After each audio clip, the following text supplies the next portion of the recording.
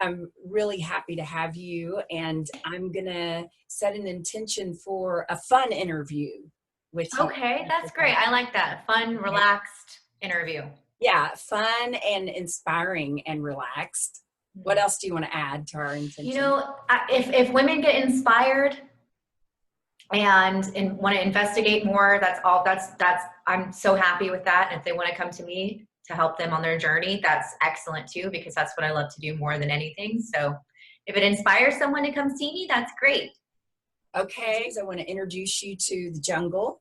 And Okay. this is Jenna. And Jenna, I met at Women Helping Women to Network, which is a really powerful women's entrepreneur network.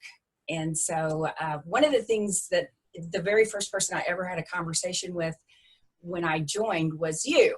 And the reason I really believe in the law of attraction. And so, all of my holistic background and my intention to make a difference for women in regards to their empowerment in all ways, like in terms of their dreams, their health, the whole kit and caboodle, like having it all, having your health, having everything available to you. You were someone that, of course, I was drawn to. It was a natural kind of like, oh yeah. And the first conversation you and I had was so uplifting, inspiring, and absolutely energizing. Yes, I remember. And yes, at WeWork, and we were in the elevator on the way out. We were just talking about periods and yes, it was amazing. It was great. I was like, oh, we connect. I think Kelly and I are on the same wavelength here. So Yeah, totally. And so now what I'd like to do is I'd like to give you an opportunity to introduce yourself and what it is that you do exactly. great. Yeah. Well, thank you for having me on. Always happy to talk women's health.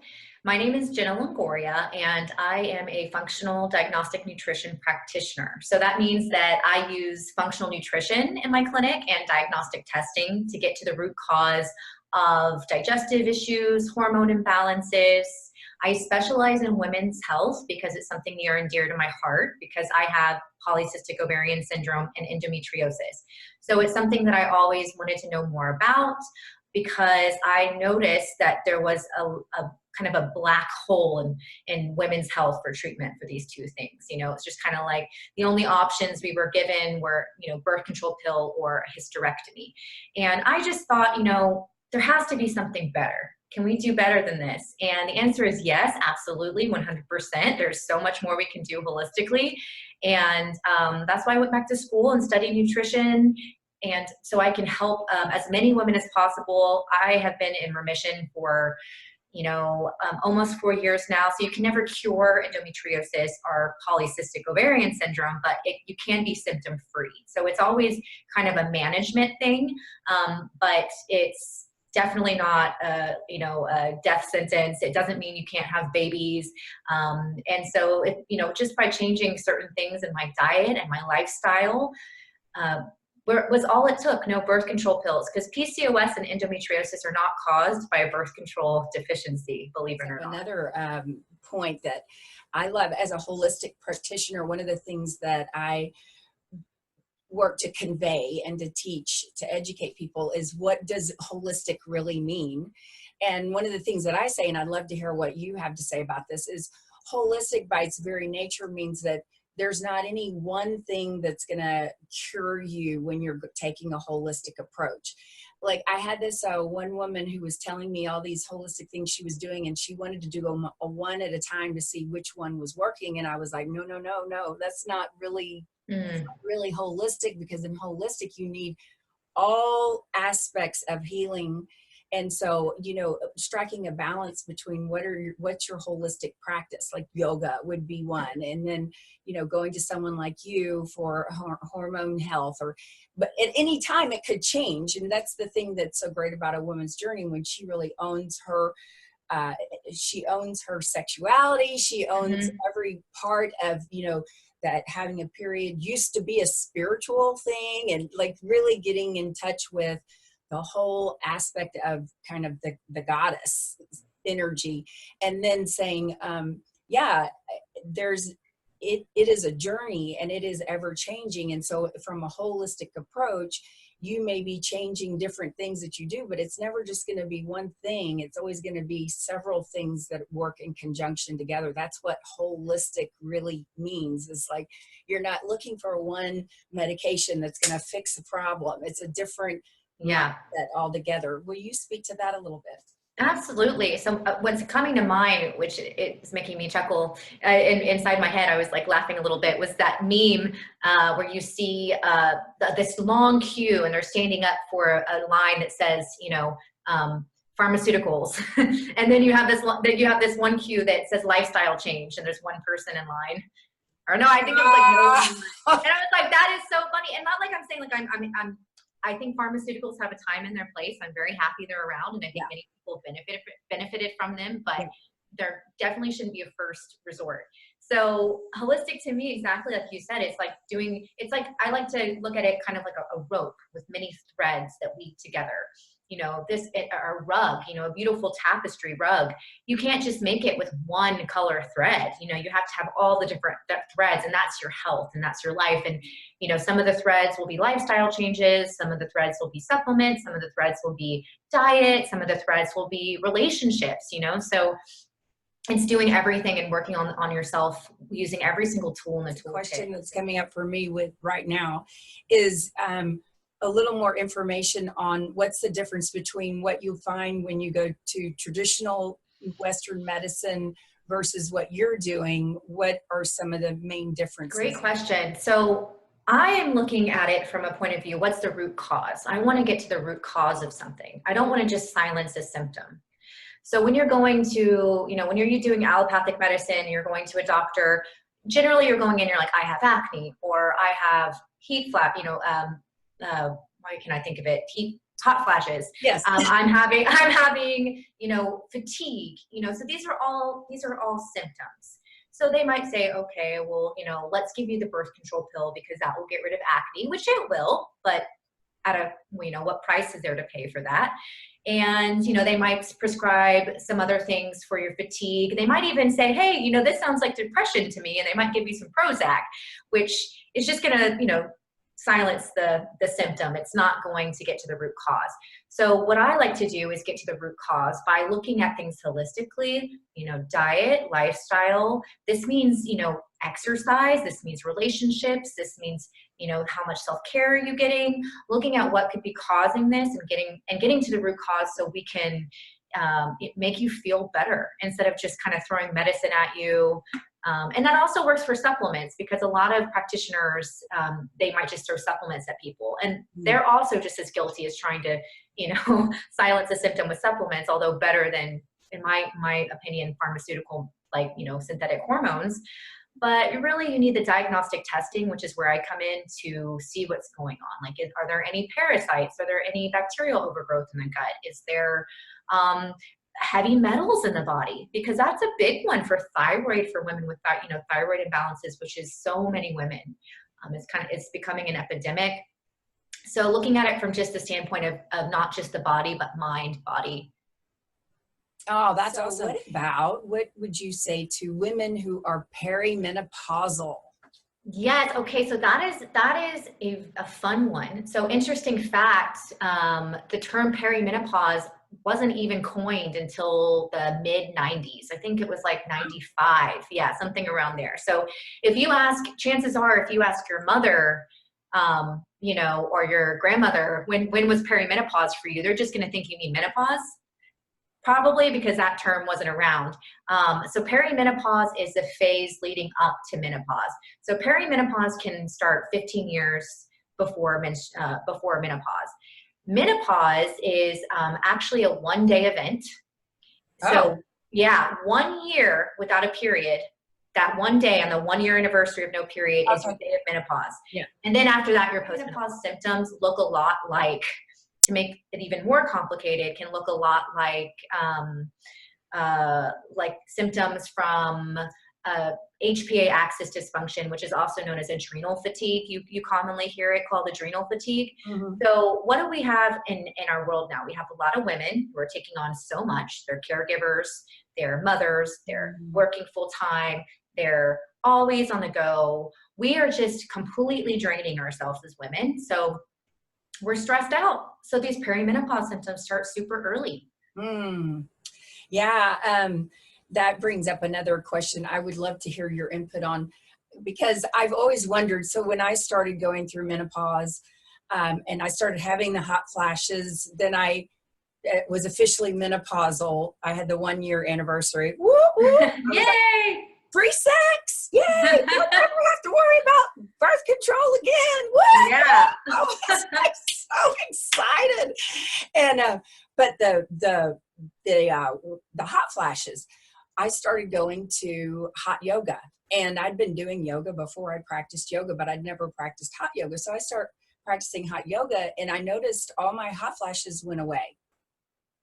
Wow. And so, wow, that's amazing. So I you know, must have, and my women friends were like, are you getting these hot flashes? And I'm like, I was, till I started hot yoga, and now I don't have them anymore. And people that's great. me, they were like, well, that's because you're in hot yoga. You're having one long, and everyone kind of joked, ha ha ha ha. But I did wonder if there was something, because I know yoga does work on all of your glands and Yeah. your everything. So, what do you think about that? Well, my guess, I mean, and it's completely because I don't know what else was going on in your life, but my hypothesis would be that it was something with your nervous system. So the yoga was helping you get more into a parasympathetic, which is the rest and relax nervous system, Mm. and just calming your adrenals down, because something in that area of perimenopause, we really need to make sure to nourish our adrenals. They can really get overworked during that time. And then also the hot yoga, you're sweating and you're releasing toxins on a daily basis. So that's excellent. So it was probably a combination of all those things. So And what would you say to women who are told they need hysterectomies? yeah, so definitely. So this is one of the reasons I'm so passionate about what I do, is because I want to save as many women's uteruses as possible because I see too many women that are getting told by their doctors that they need a hysterectomy, a total hysterectomy or a partial hysterectomy, and that might not be necessary. So sometimes it is. I'm not saying it's not all the time. So sometimes, like especially with a case of stage 4 endometriosis that is just growing and won't there's just a lot of scar tissue and causing a lot of pain, or adenomyosis, which is when the endometrial tissue grows inside the wall of the uterus. That can be quite painful. So sometimes surgical intervention might be necessary later down the road. But that really, in fibroids, sometimes if fibroids get, out of control and they get too big, you might need a hysterectomy. However, from what I see a lot of women take a natural approach and change their diet and their lifestyle, especially with endometriosis, eating certain foods, avoiding others, taking certain supplements, making some lifestyle changes, doing some energy work like Reiki, which I know you do. Definitely lots of energy work, because as women, we have a lot of emotional baggage that we like to trap into our womb. And so having that energy work, moving that energy, letting go, maybe therapy, talking about past traumas. So doing all of these things first and avoiding having this surgical procedure. And, OBGYNs are surgeons. And so that's what they know, and that's what they resort to. They want to do surgery. They want to cut open. That's how they were trained. And sometimes you need to, but sometimes no. So I remember my mother, when she was telling me the story the other day, and she's 68 now, but when she was in her 40s, after she had both of us, the doctor was like, you need to get a hysterectomy. And she goes, what? Why do I need a hysterectomy? I mean, she wasn't even having any issues. And he was like, yeah, you need a hysterectomy. And she went to someone else, another doctor, and they're like, you don't need a hysterectomy. I don't know why that they told you need a hysterectomy. And so if she would have listened to that one doctor and just said, okay, you're the doctor, I will do what you say because you know best, she could have had this total hysterectomy. And part of this philosophy and part of this is an underlying mentality that when women are done giving birth, they have no purpose. Their hormones in their uterus, what good are they? We don't need them because they've already served their purpose, which is so untrue. We need our hormones. We have hormone receptors all over our bodies. We need our hormones. Yeah, our adrenal glands make, some hormones. Our ovary, so taking away your ovaries and your uterus can be very detrimental to the balance of your body. So we definitely need those. And I think a lot of doctors misunderstand endometriosis and they understand the fibroids, and they just want to remove, and they just think that will cure all. So it's kind of like, you know, if they start first with the birth control pill, and if that doesn't work, then they go straight to the hysterectomy. So I love it when I have women come to me and we work on, you know, we do some diagnostic testing, we get to the root cause, we make some diet changes, they do the necessary life work that they need to do, and they're like, oh wow, my fibroid completely shrank and I don't need surgery and it's not bothering me anymore. Yeah, that's so great. And that was just the greatest answer. And I hope that really communicates to women that you really don't want to have a hysterectomy. I mean, you know, like there's a reason that you would want to see and seek other options. And so that also leads to the next question. What do you want to say to women who've already had a hysterectomy or partial hysterectomy, and now they're dealing with all Yeah. the stuff that you were pointing to? Yeah, so if you've already had a total hysterectomy, then first we'll start with that. I just recommend connecting to your cycle. So still connecting to your womanhood. As I said, you know, you still make some hormones from your adrenal glands, and you know, the moon, following the moon cycle. So the new moon is generally when many women menstruate, with the new moon. So creating space around yourself, getting into that cyclical rhythm. I tell women that have had total hysterectomies to do seed cycling. But so just, you know, you can Google seed cycling on my website. I have a seed cycling infographic and how to do it.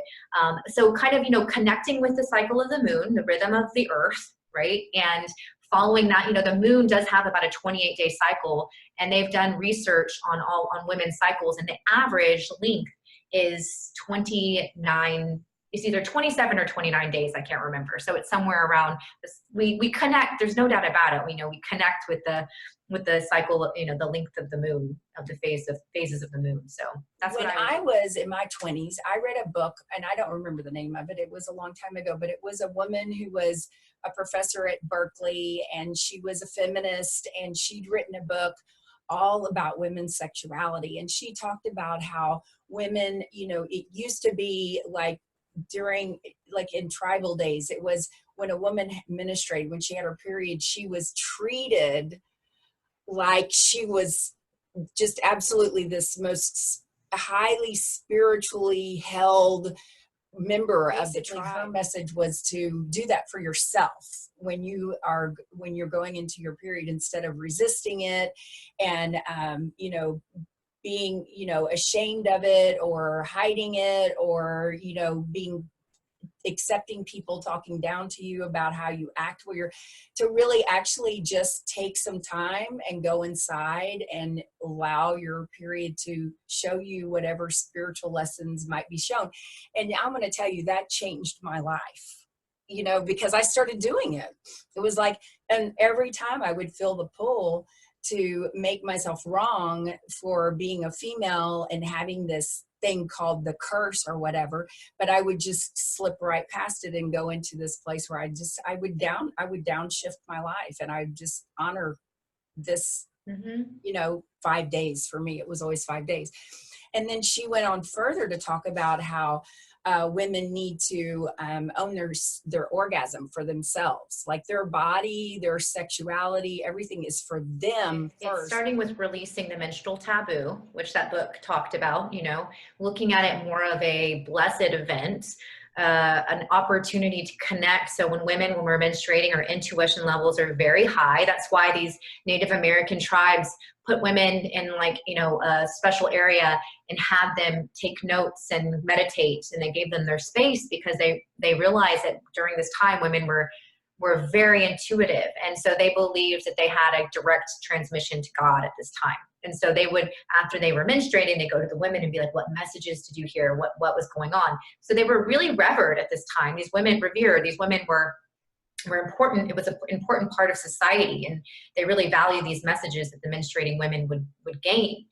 So kind of getting rid of that menstrual taboo that we have, because more than half of the world menstruates. So it's kind of out there. I don't understand why it's such a shameful thing. We don't, like, if someone's blowing their nose in the classroom or something, we're not like, ew, you know, it's like, why do women feel like they need to hide a tampon in their hand and walk to the bathroom? Like, why are they so ashamed of this tampon? Men had vaginas, there would be more vagina statues.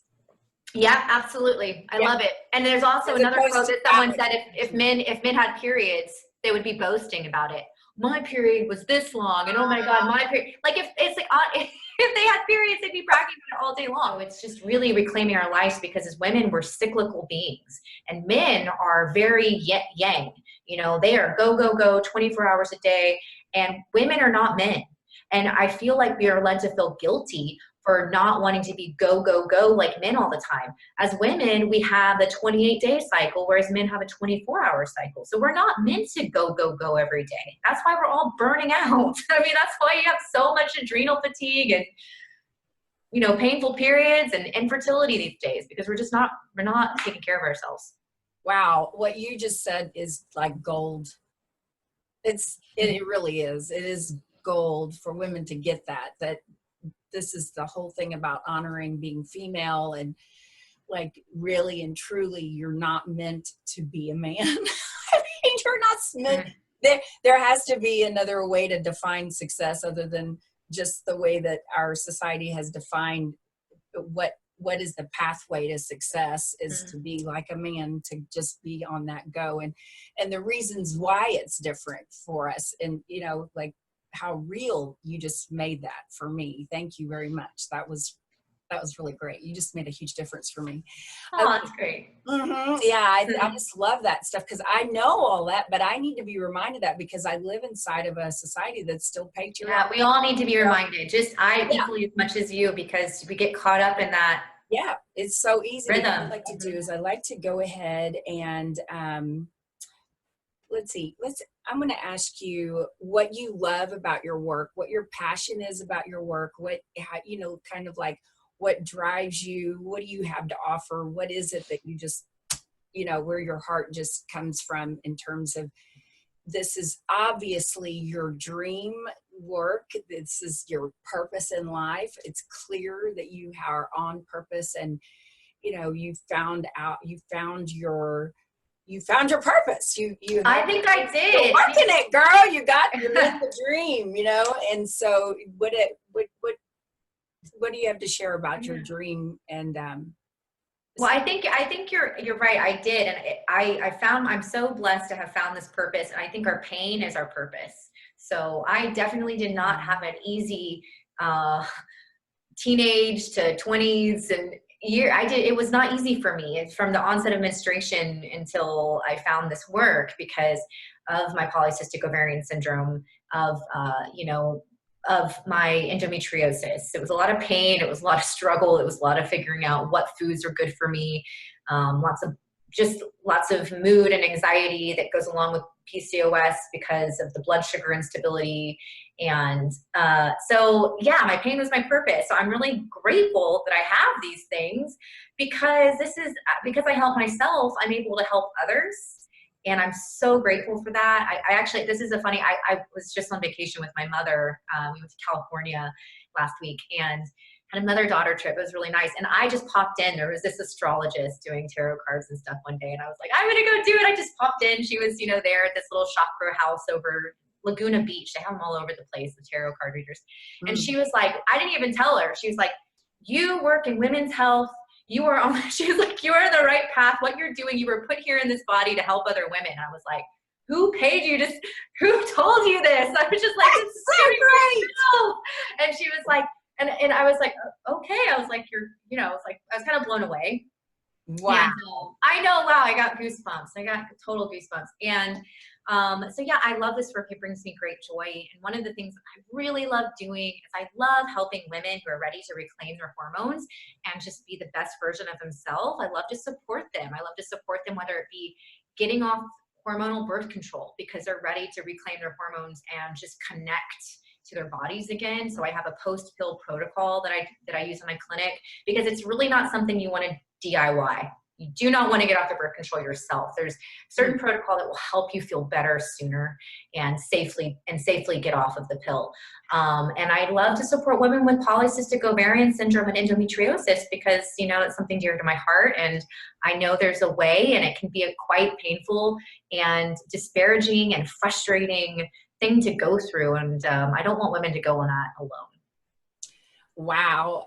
So great. I love that. I've never heard that my pain is my purpose. It's you know, especially for those of us who teach, it's so true that you teach most what you want to learn. So it's kind of along the same lines as that. I love that. You know, that brings up my next question, which is talk a little bit about your hormone support group. Oh, I love, it's so close to my heart. I love my hormone support group. So it's this great group that, you know, has really become this amazing community in Houston. And we meet on the first Monday of every month in my office at 7 p.m.